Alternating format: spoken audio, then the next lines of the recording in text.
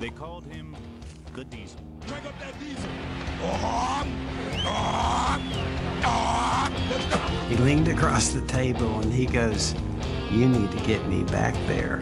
I'll make you famous." And to Riggins, good hold. He's got the first down to the 40. He's gone. The 35, the 30, the 20. He's gone. He's gone. It's Riggo The Diesel. Hello there, and welcome to Riggo The Diesel. I am Riggo. I am the Diesel, John Riggins. Nice to be with you today. Larry Michaels with me, the voice of the Redskins, and Perry Mattern, our right-hand guy, left-hand guy. Which guy are you, Perry?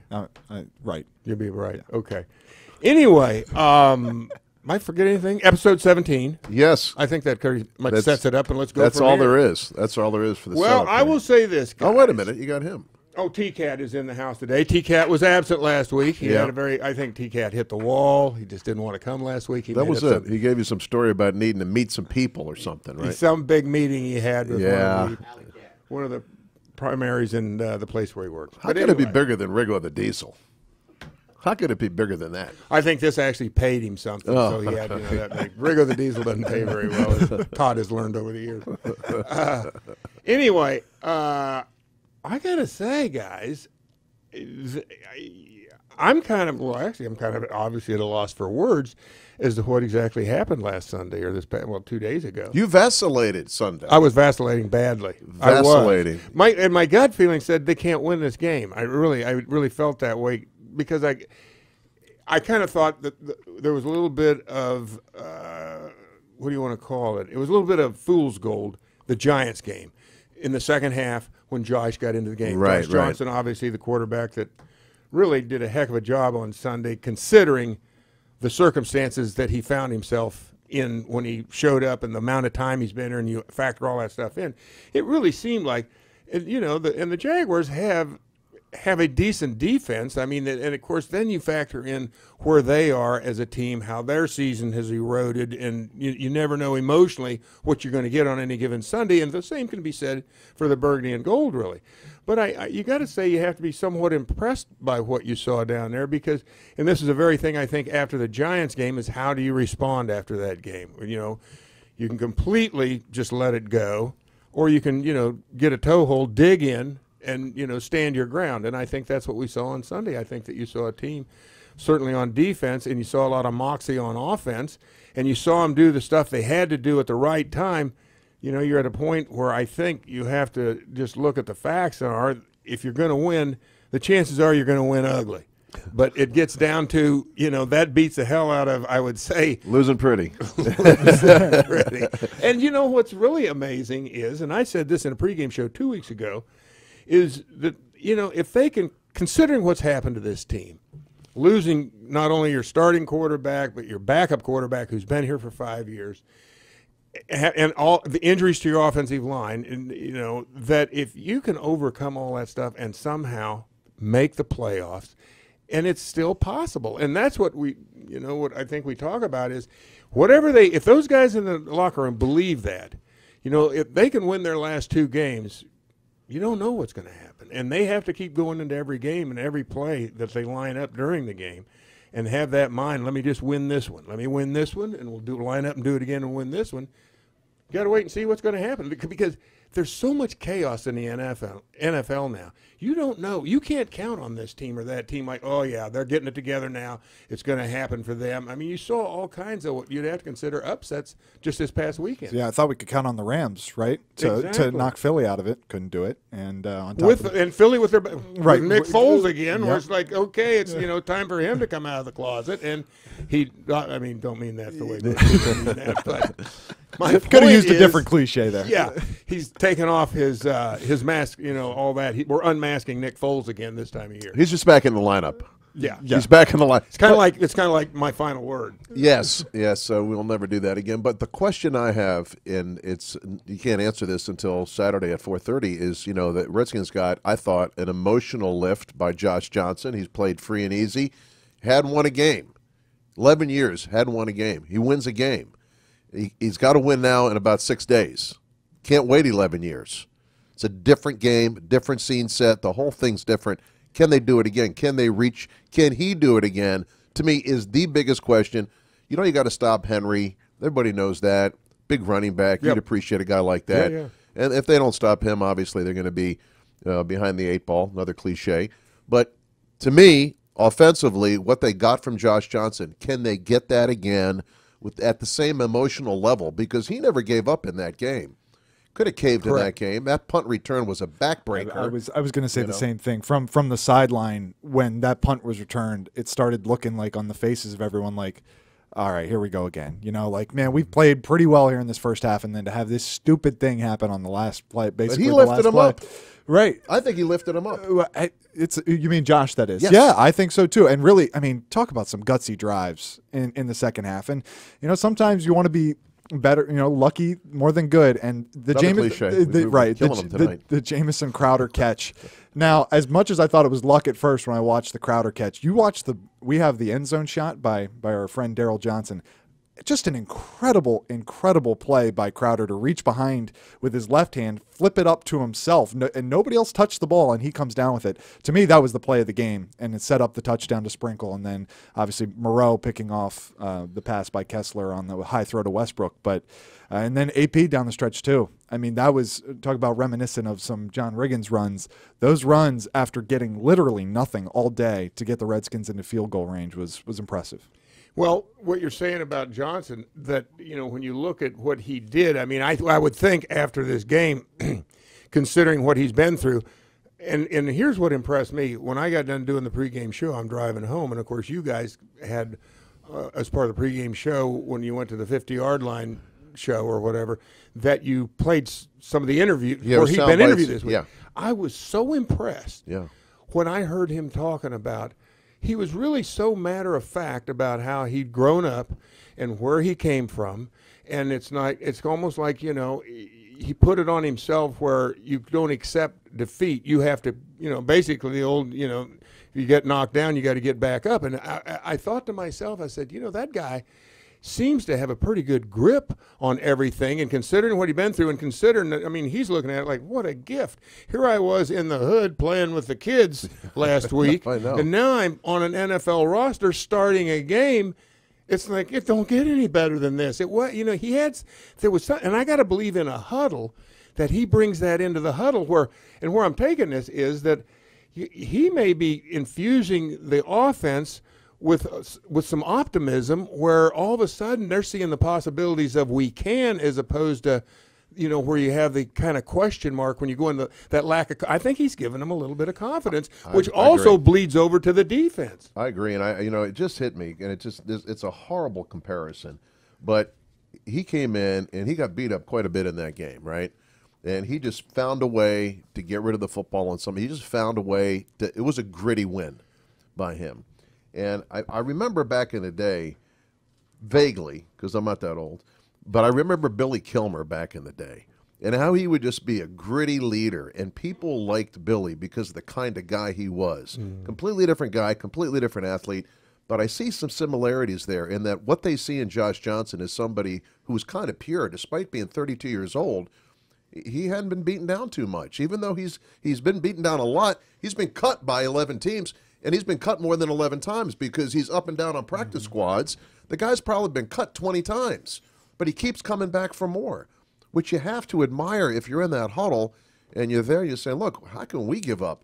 This freaking guy here has been through much worse than us, and he's still fighting. Yeah, it was like a self-awareness, I think, was the way I've seen the way he's talked to the media is like he understands that this is, like you just said, this is awesome. This is amazing that this is happening. There's no like, oh, I should have been here this whole time. Like, come on, you guys should believe in me because like I'm good enough to be here, and like I just wasn't given the opportunity. I think there's a little. I mean, he's playing with the confidence, but it's not an arrogance, You said it was like going to Disney World. Right. Yeah, exactly. And that's, I think there's almost like a kind of a weight lifted off the shoulders right now for the Redskins because there's zero expectations. Nobody outside this building believes that they're going to make the playoffs.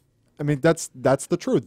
Only the 53 guys and obviously coaching staff and all those guys believe that they're making the playoffs. Everybody else has written them off. It's either going to be Minnesota or Foles and the Vikings, or Foles and the Eagles, I should say, that are going to make it. As we close this segment out, let me finish it with another cliche. Okay. Josh is playing with the house's money. It is what it is. Am I up or are you up? You got it. Okay. Rigo here. Well, you already knew that. Most people give little or no thought about their home plumbing until there's an emergency. Wouldn't it be great to know that all of your plumbing is in good condition, that you're not wasting water or your hard-earned cash? The team at O'Connor Plumbing can give your home a complete plumbing checkup of all your visible piping, drains, faucets, traps, water heater, sump pump, toilets, and they'll check it all and at no cost for the next 30 days. Call O'Connor Plumbing now to set up your no-cost 44-point home plumbing inspection. 1-833-RIGO-44. And let me add, I saw an O'Connor Plumbing truck on my street today. And it wasn't at my house. It wasn't at your house. It was visiting a neighbor. The podcast, huh? So there you go. Yeah.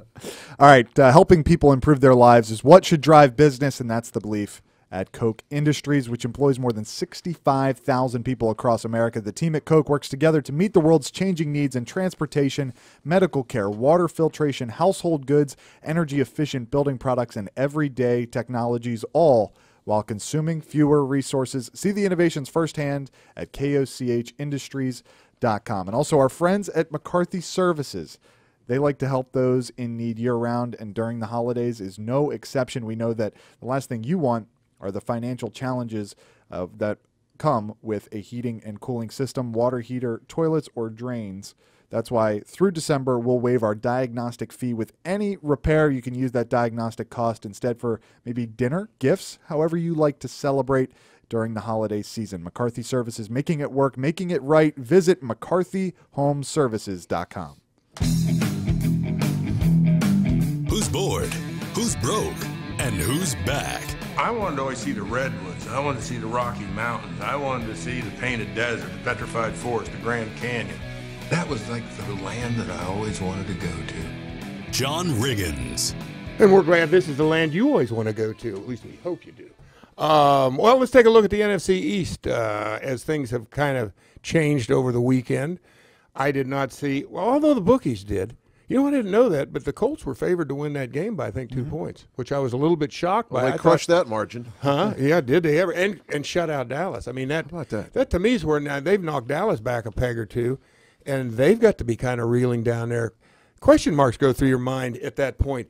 And, you know, at one point you might have thought that Dallas was kind of, you know, getting it together for the final. You know, obviously, to me it seems that it happens, but teams that start to sputter in December, and if they've won a lot of games and all of a sudden they start misfiring at this point in the season, not a good sign. No. And it means you may be making the playoffs, but all of a sudden there's a lot of doubt and uncertainty creeping into what you're doing. It's the teams that start putting it together. I kind of thought maybe Dallas was going to make that push and, you know, put it all together. But they're still Dallas. I mean, there's a lot of uncertainty surrounding them. So you have to wonder, is it possible? I mean, more than likely.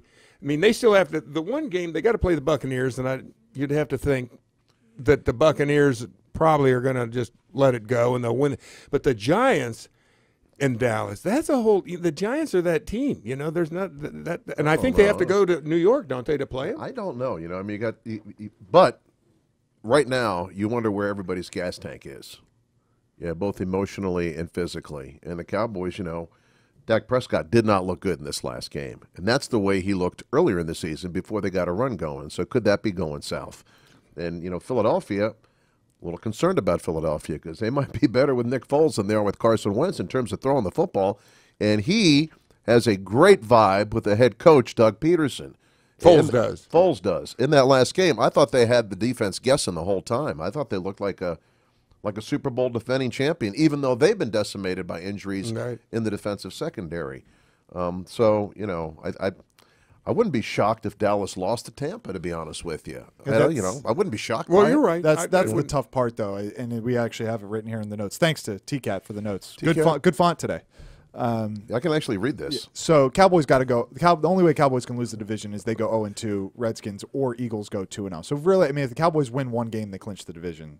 That's all they got to do. Right, that's all they have to do. But so, it could, based on what Larry said, though, that might be a tall order for them. It's not crazy, but certainly out of the three teams, they have the easiest road remaining. Correct. With Tampa Bay. Needless to say, whatever happens, Perry, is if the Redskins don't win this game, then you know you pretty much, even though you would not be eliminated. Right, it's not going to feel very good. You still will not be eliminated. And I guess a Minnesota win and a Washington loss would eliminate. The Redskins. Well, if they. is there a scenario? Well, there isn't a scenario, actually, because if Washington, can they back in? If they lose both their games, are they for sure out? Yes, or is there 'cause the still a Eagles- scenario where they can Right. still? If What if they tied? lose one? Well, let's not even go there. No, I want your answer to that. What if they, I don't know it. What'd you say? What if they? What if they tied? And I don't have those Minnesota has scenarios a in my head. tie. That's why I don't think about stuff like this. No, all these. no. What do you think about permutations. that new long snapper for the Redskins, John? He was impressive. You liked him, huh? Well, think about this. That, once again, there's a position. Oh, and that's another thing I wanted to talk about. We're kind of right, but I want to say something about the Eagles. Let me finish that up because we were talking about the NFC East. We'll circle back. The Eagles, you look at them and you go, yeah, Foles is that guy. It's that time of year. Everybody starts to get that feel. But they actually, to me, I think that's a problem. Because now Wentz is going to be looking over his shoulder. They do, and Peterson said this after the win because he was asked immediately, okay, so who's your quarterback going to be now? Right. You've been down. He said, well, we're going to enjoy this win, and we'll figure it out this week. They do have a little bit, to me, that's a little bit, what do you do there? It's Well, you not. gotta go it's- with Wentz. I mean, they're I think they're already that- with Foles. I mean, What's they've already announced that it's going to be Foles. it is. Yeah, Yeah, but not yeah. for the few. I mean, Right, you're talking for about this week, And yeah. Foles talking about But if next he wins year. this He thinks he week- might be gone. Right. It's Well, I don't know. If they win this week, it's like, how do you – this guy's tested tough. He's been there, done that. Wentz hasn't. Now, True. Wentz is your quarterback. I'm just saying that's not an easy decision. And the fact that it's not an easy decision, my guess is that locker room may be divided. Some guys may be wanting Foles because he's the guy that took him to the promised land last year. Some of the guys maybe want Wentz. So it's on the outside you go, okay, but I'm telling you, I think it's a little more complicated now. Horrible atmosphere in Philly. Just horrible. They're just fighting in the locker room right now. Not. Anyway. that's a good way to start it. But the long snapper, John, it's a very important position. It's critical. It's critical. And taken for granted almost every week in, week out. And Andrew East, kind of got a mullet. Yeah, he's got a little flow. He's got a little mullet going back here. Oh, With okay. a little bit of hair. So, yeah, Yeah, it but had how about- something to do with a bad snap. How like about a mullet throw- gun? how about- But you meant Like hair? with a hair mullet. Yeah, I was going. Where's he going with this? I thought all But the you know snaps were what? good. Guy Thrown had into never the fire. snapped. Thrown into the Never fire. snapped before. In the NFL? I don't think he had. He snapped for a Oh, punt. he's been on teams, but I'm not sure he's got any What? regular I season don't think games. he ever snapped. I think that What? snap for the punt was his first snap. How could that be? We'd have to check that one out. Look it up. How can you get? Well, what did T-Dog, they bring him in for? It's very easy. Pro Football Reference, Andrew East, and just look it up. I might be wrong. Of course, it wouldn't be the first time. But anyway, that was but how could you if he's never snapped before? in a game. Like Josh Johnson No, that was his never won a game. game. That was his first career game. That was his first career NFL game. Okay, so the first snap. So that Larry he had- was right. I was right. I was Drinks right. on the house. Drinks around. On who? Me? Just Yeah, because of I was course. right. You have to pay for It's it. like the 19th hole. He's got a pretty similar to Josh Johnson transaction page though. Chiefs, Seahawks, Raiders, Rams, back to the Raiders, Jacksonville. He had been on all those teams, but he'd never gotten to play in a regular season game. See, when like you said, when they had to put him, Sundberg goes down and they have to bring him in right away. I thought that could be a little dicey there. Guy's nerves gets to him. I mean, you could see that. What's One that, career DK? game. I mean, I could have saw that. This was it. Yeah, this is it. That I told first you snap. so.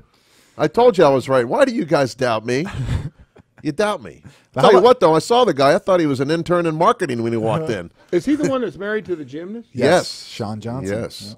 Yes, Sean Johnson. But how who- about the Now, where do you go with that?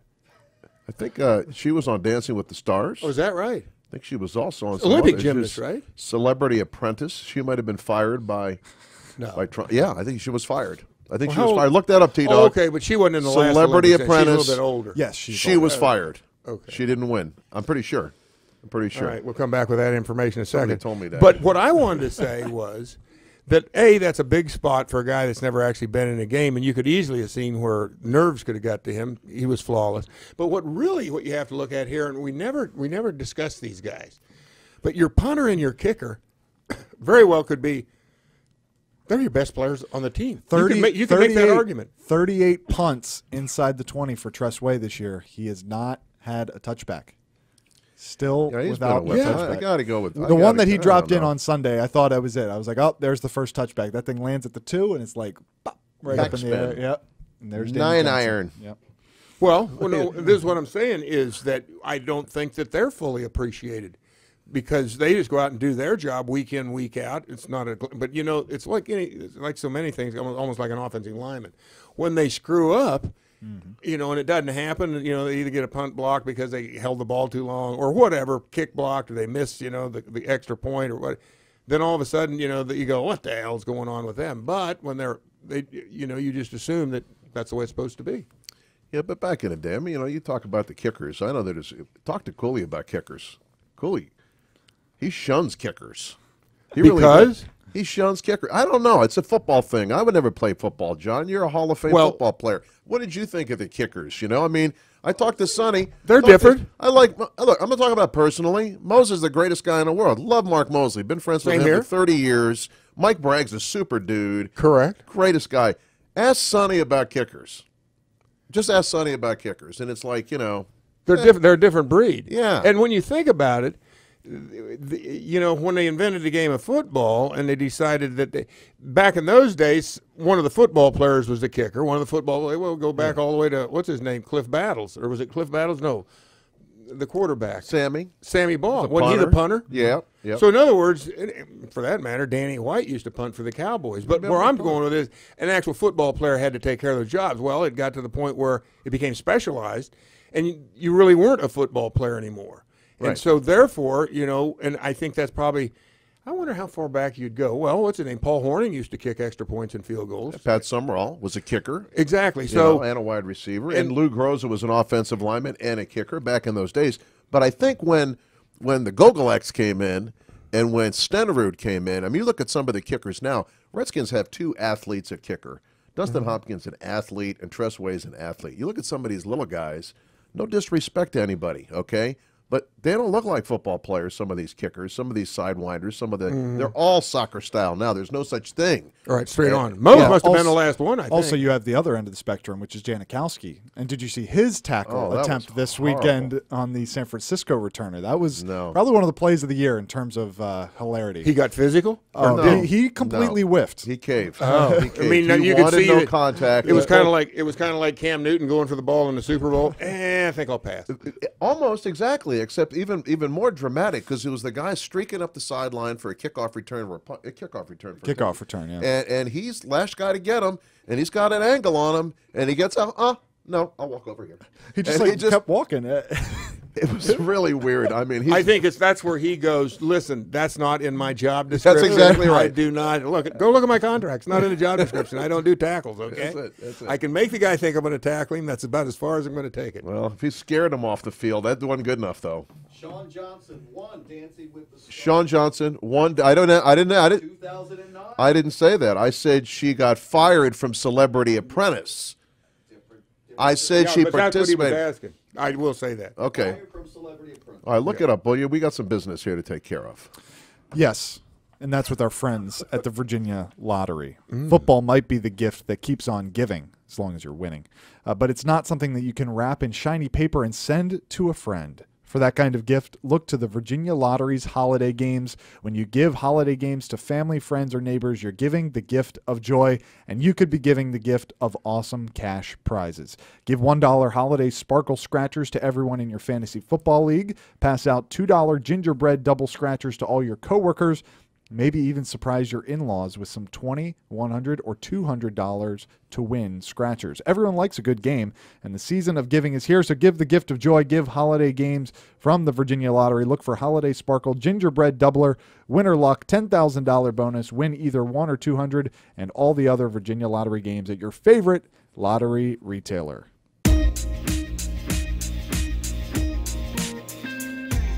I'm standing on the 50-yard line in my suit like a broken-down old football player should be. But there's no John. And then all of a sudden, the crowd starts to get restless, and it starts to get louder and louder and louder. And out of the Redskin dugout comes John in full battle regalia. He looks like he could still play, doesn't he? I had to hear it just one more time. That's his story, and he's sticking to it. Story time with Rigo. I am sticking with it. All right, let's get. Okay, TCAT's Let's give going to him get a little What you airtime got here. there? All Yeah. right. Sean Johnson will take her. She's appeared on every show known to man. Yeah. Big. She's everywhere. Was a cast member of the 2015 season Celebrity Apprentice. Yes. She was the 6th contestant fired from the show. There you go. So not bad. So how many so far? How far would she have made it? 6 weeks? Is there That's- But how many are there, I guess what I'm 10? getting at? Yeah. How many were left? Huh? Yeah. At least. Yeah, I guess maybe there's double elimination sometimes too. 10 to 12 on the show. Yeah, so she made it at least halfway through the series. What a great performance. But that doesn't do anything for her husband on game day. So No, you know, it's no, like zero. take that in a grain of salt, I guess. Listen, guys, when I was just hearing the our little rejoinder here, coming back here, I just completely forgot about this. Do you realize Friday I was down at RFK Stadium, inside the stadium, and I went down there. There was a photo shoot I was doing down there with my wife, and we parked out in, I think it's Lot 9. Is that where the players used to park there? Lot 5. Lot 5, okay. So Lot 5 was where the players parked. The only thing I didn't do is go through the side gate there. I pointed out to Lisa Marie that's where I used to go into the stadium. But anyway, we ended up, I was down actually went in the locker room. Oh, gosh. I was able to do that. Now, the soccer team is in there, and I wasn't really supposed to be in there necessarily, but I couldn't. I was so close, I thought, I got to go. I hadn't been in there since I think I walked out of there after the Cincinnati. That was the last home game I ever played, Cincinnati in 1985. But you talk about something that was interesting, and really, I was up in the 400 section, in other words, way up at the top, looking down on the field. I'd never really been up there before, and I was thinking, this was an interesting stadium when they built that, because the seats up there, it was really intimate. You could almost, it was a great view. You're hanging over the field almost. Yes, it's exactly. Built very straight up. Looking almost like you're looking straight down, like you're not far away from the field. Yep. But what was really, and all of a sudden you're sitting there and you're actually in your mind, you're remembering games and where people were. Like I was remembering, we talked about Mosley just a second ago, watching him kick that game-winning field goal against the Giants, I think, in 1982, that clinched that game that put us into the playoffs. That and eventually the team won the Super Bowl. But it was really, and I'll tell you what really was kind of one of those moments it kind of sticks in your throat right there a little bit. I walk in, and the gal. We came in there, it was gate A, I guess, and that's kind of where a lot of people come in and out of, the doors there. I walk in, and actually I went upstairs in the office, got in the elevator, went upstairs, and the gal that was the receptionist there, she looked at me, and she recognized who I was, huge fan of the team, and she goes, "Welcome home." And I thought that was so sweet that it just, and it's because, like I said, I go back, what was it, 1985, December of 1985, so what is that, 33 years ago, I guess, right? Something like that. That was the last time you were there?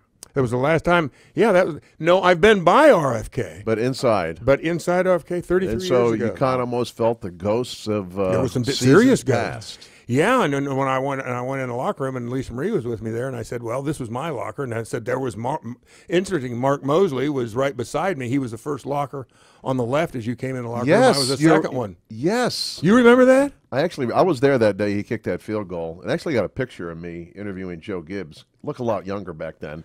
And yeah, we all did. And they've never redone the locker room. That's still the way it looks. Well, no. They've painted it, and I think to me it looks like they've actually put a few more lockers in there. Remodeled a little bit, but exactly. So the lockers, they used to be double wides. Now they're not nearly as wide. That was my intake. Plus they were painted burgundy. How about the tunnel that would take you through the dugout? That's how I got in there. Get in. I went we were there up with the tunnel. We did a thing with Charlie Taylor. We did a documentary about Charlie about 3 years ago. We went there, and Charlie had the same experience. He went in there. He looked around. It was like it gave him. I don't know how you would describe it. It's a weird feeling, isn't it? Exactly. It's hard to get in touch with because you're talking about, for me anyway, in my case, what did I say, 33 years or something like that. I mean, and all of a sudden it didn't seem like it was the 33. In other words, 33 years seems like it goes pretty quick, which it does. But the other thing I was going to say about Mose being next to me, if you remember the championship game against the 49ers, and I think that we missed about. I said Mark missed about 3 field goals in that game. I think it may have been 4, but I'm going to just say 3. And I remember coming in after the game, and, of course, Mose, we get down, and he kicks the game-winning field goal, right? Right. Remember that? So I told him after the game, he was in there in the locker room, I said, Mose, if you would have missed that last field goal, when you came in here, I was going to give you a blindfold and a cigarette. You left here, it wasn't going to be pretty. But anyway. I'm interested for both of you, having never seen a football game there. I did see the Nationals play there when they played there for a little bit. You know what? I'm completely, but I had been to the stadium. I take that back because I was doing some radio work and I actually went to a Nationals game. Yeah. So I had been there, but that was 10 years ago. But I hadn't been down in the tunnel. Right. or in the locker room or any of that stuff. So go like, ahead. what's the loudest? What game do you remember being the loudest that you played in, or that you? Oh, there's no doubt. The championship game was the loudest. But against Dallas that first year. Yeah, but the place, obviously has a lot of nostalgia. But right now, it's you have all this talk about a new stadium and where it should be. But I don't know how you duplicate what you had in that stadium, because that stadium, it kind of grew on people. It wasn't the nicest stadium. No, but it had the luxury boxes. No, and the press box was They were boxes. way there is no take out the word luxury. I mean, Jack Kent Cooke's box was the equivalent to our radio booth. Wow. Yeah, maybe even a little bit more stark than that. And the low ceiling. I mean, it was built in the early '60s, and it really, I think, probably the Senators obviously played a lot more games there than the Redskins played there. Right. And they'd have those bleachers, and that I think is one of the reasons those bleachers did what they did, because they would slide in and out. Well, then I thought they were on a track, and they rolled around. Yes, where sir. they could roll it around, and then you had two sidelines where they'd roll them back together, and they were kind of butting up against behind home plate. Now, what I saw was the end zone where the visitors came out. There was no bleachers in that. That had been rolled around to make it for football, because it was actually configured for it was configured for soccer, because the goalposts were up. And which is weird, because when I was there and they was playing baseball, obviously the goalposts weren't up. So I'm thinking, soccer teams. But they would. Why would they have the goalposts up? Maybe there's some kind of other league in there, because the stadium is in disrepair, no doubt about it. But you can think, to answer Perry's question, I mean, it was an electric atmosphere for a Redskin game. It's almost like it's the way I kind of gather when people talk about it, like you just said, the stadium itself didn't really have any things that made it stand out, but just the character, and kind of obviously the Redskins were very good through a lot of those times too, where it just built all the way through, because it closed in '96. So you figure from 1982 on. And actually, really, when George Allen came, he kind of fired up the town. He did, and I know you have history there too. But I can remember going there to see baseball games and see Redskins games, and it was just it was built. It was kind of like a cookie cutter stadium, because they were building a Riverfront Stadium. Of course, they had natural grass at RFK, and the Vet. All these were just round, same looking stadiums, and they played baseball and football. Multi-purpose stadiums. Unlike now, there's a different perspective on that. Yep. But it's great to hear you went down there. It just must have been a special thing. It was like a little Christmas treat, really. Yeah. And like I said, the best part was going down and being in the tunnel and walking down the tunnel and coming out. And, when they used to introduce the offense, because, they'd go back and forth, offense, defense. They may have done special teams, as they should have once upon a time. But I remember I was always the last one out, and I'd sit down there at the bottom and have one foot up on one of the steps and waiting to hear my name and come out. And it was kind of like you're going through all that stuff. And you kind of, in a little way, it's bittersweet. Yeah. Because you kind of go, that was pretty good. Because like I was telling, that really it's kind of, and then about 5 years after I got done playing, I was elected into the, what is it called, the Ring of Stars or whatever it is that they have out there. And so I got this bright idea to, and we play this, in fact, Joe does not, we play it in here, but I'll go through it because I was down there. And I got this bright idea, so I was going to, at halftime, they were going to introduce, I think Elvin Hayes was there that day. He got introduced in the Ring of Stars or whatever they're called, Joe Theismann as well. So I said, you know what, I'm going to get my uniform with my helmet and my shoulder pads and all this stuff, because I hadn't been playing for 5 years, and I hadn't completely let myself go. And so I'm going to come out of there. I'm going to come out just like it was before the game.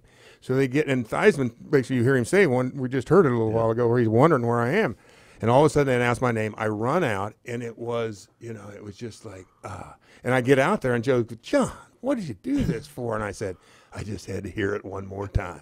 It's like a drug, right? Huh? It's like a drug almost. It's just like Harry, it is. And were you wearing understand, cleats? Huh? Were you wearing cleats? Yeah, I was in full battle regalia. If they had said, we need a couple carries in the second half, we'd have gotten fired I'd have up said, and done it. have you lost your mind? Those guys will kill me.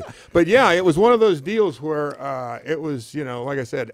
And it is. Like, I understand why rock stars become rock stars. That many people there with that much adulation is hard to walk away from. A special word from Rigo. Thank you. Coming up. Very good, Larry. If you have atrial fibrillation, you know it can be difficult to treat successfully. Inova Heart and Vascular Institute in Fairfax is a leader in AFib treatment using specialized technology and expertise. This helps to more precisely target and treat rhythm irregularities that others could miss, helping to restore your heartbeat to normal. Give your heart the benefit of care. Visit innovaheart.org/AFib to learn more and to find an Innova physician. Innova. Join the future of health. Who sat here? Your student? A peer? Your best friend? What did they grow up to be? A scientist? A nurse? An entertainer? Did you know it back then that they were made to stand out? Celebrate the extraordinary people made in Virginia Public Schools. Nominate a public school graduate for the Virginia Lottery's Made in Virginia Award. Details at madeinvirginia.com. Deadline October 12th. The Virginia Lottery, $9 billion to education, 30 years of fun. Gearing up for game day? Your local Safeway has everything you need for the perfect tailgating or home gating party. Pick up all your favorites like wings, chips and dips, brats, burgers, beverages, and pizza. Stop by the deli to pick up fresh fried chicken or the produce department for a variety of party trays. Head on over to your local Safeway and pick up everyone's favorites. Safeway, the official supermarket of the Washington Redskins. All right, guys. Well, we're down to what they call the nitty-gritty. It's do or die. The net, and we're not in the playoffs because that's where I always say that they take the net away, and every week they raise the wire a little higher that you have to walk. They took away the net last week, and I thought the guys did a heck of a job in responding to the challenge that they had down in Jacksonville. They've got the same opportunity. I think it's going to be more difficult this week because I think the Titans are a better football team. They're looking to get into the playoffs, and you're going to get their best shot. They've got some assets down there that I think are going to be difficult to deal with. But as you look at this, it's kind of getting in to the Charge of the Light Brigade. If you've ever read, I read that poem every once in a while because it's so inspirational. I think, what's his name? Lord Tennyson wrote the poem, but it basically gets down to that line, was ours not to question why, ours, but basically to do or die. And to do and die, in actually the way the poem goes. And I think that's kind of where this team is. Every man's got to go out there, and I said this before the game, I said, you're kind of down to that every man for himself mentality, where by doing that, you all become one. Go out and everybody do your job and see, and they say, see where the chips fall, or, let them fall where they may. But they've got an opportunity here, a very special opportunity, I would say, too, because if this team, you will be witnessing a miracle on Redskin Drive if this team can make it to the playoffs. I don't want to get that far ahead. Just go down, hey, guys, just go down and win another game. Wow. I mean, that is as eloquent as it gets. Larry. It'll be sweet. Larry. Be a great Christmas present. T-Cat, you're going to be taking over for Larry. Hey, right. That's early Christmas present, Riggo. Yes, maybe indeed. We'll win. We'll see. We'll see. Absolutely. I'll see you on Sunday. You got it, buddy. Your Redskins 365 for this Tuesday afternoon. The Redskins off today, back in practice tomorrow. It's going to be a short week for the Redskins as they'll just practice on Wednesday and Thursday and have media after both of those practices, and then a walkthrough on Friday and leave for Nashville for the 4:30 start on Saturday. You can watch Josh Johnson's live press conference tomorrow, along with Jay Gruden, both of those guys speaking after practice, and then Jay Gruden and Greg Minuski will speak to the media on Thursday afternoon. To keep to date on all Redskins roster moves and news, at Redskins on Twitter and Redskins.com.